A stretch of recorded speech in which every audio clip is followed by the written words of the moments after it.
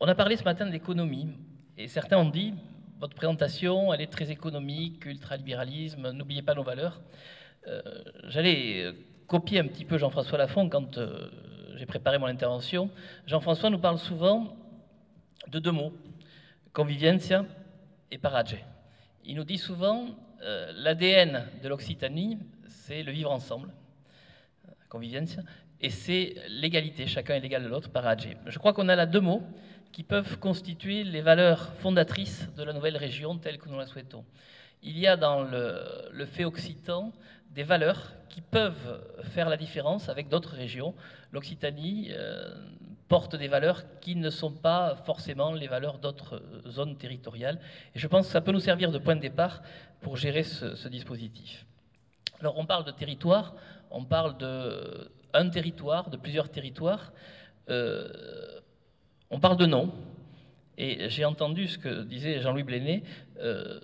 Comment appeler la future région? Il faut que les politiques s'engagent. Moi, je viens d'une région qui a un nom qui a dû être inventé par un énarque, un nom absolument abominable, excusez-moi.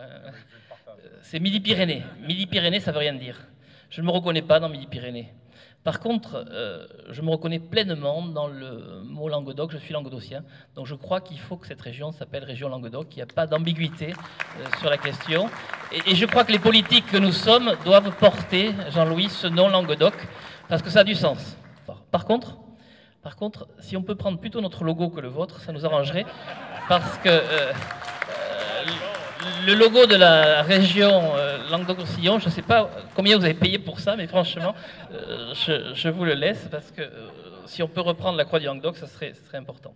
Alors on a dit, deuxième région en population, on a dit en surface, cinquième région en population, huitième région en économie. On n'est pas forcément une région qui a tous les atouts pour réussir sur le plan purement économique, sur le plan des atouts mesurables. Je pense qu'on a les valeurs qui peuvent nous permettre de réussir, et j'allais dire que cette jonction, même si elle était administrative, même si elle était imposée par l'État, elle nous est apparue assez rapidement naturelle. Et moi, je n'ai pas du tout été choqué, quand j'ai vu les polémiques qui existaient sur Champagne-Ardenne et autres, de ce rapprochement entre Languedoc-Roussillon et Midi-Pyrénées. J'allais dire, ça m'a semblé complètement naturel, complètement évident, et je me suis senti bien dans cette décision pourtant imposée par Paris. Alors, pour autant, il va falloir qu'on invente quelque chose.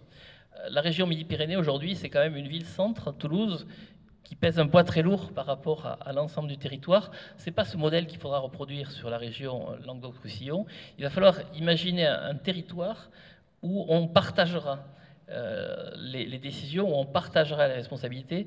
On ne va pas fonctionner sur un modèle centralisateur. On ne va pas créer de la centralisation dans la décentralisation, ce serait absurde. Ça veut dire quoi? Ça veut dire qu'il y a deux villes importantes, Toulouse-Montpellier.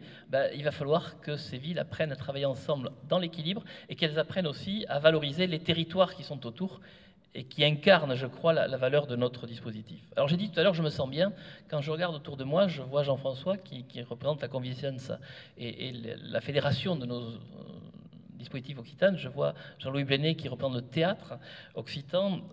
Je vois Danis aussi qui incarne l'économie occitane avec Macarel. Je vois le président de l'IO avec qui je travaille assez régulièrement et chez qui je vais suivre mes cours d'occitan à partir du mois prochain. Je vais redevenir élève. Tous les mois, j'irai suivre une journée de cours pour petit à petit progresser dans cette langue. Tout cela pour vous dire que ces personnes qui sont autour du fait occitan, qui se connaissent, qui se rencontrent aussi avec les gens de Narbonne, puisque vous avez créé un hostal, et c'est vraiment une très très belle décision.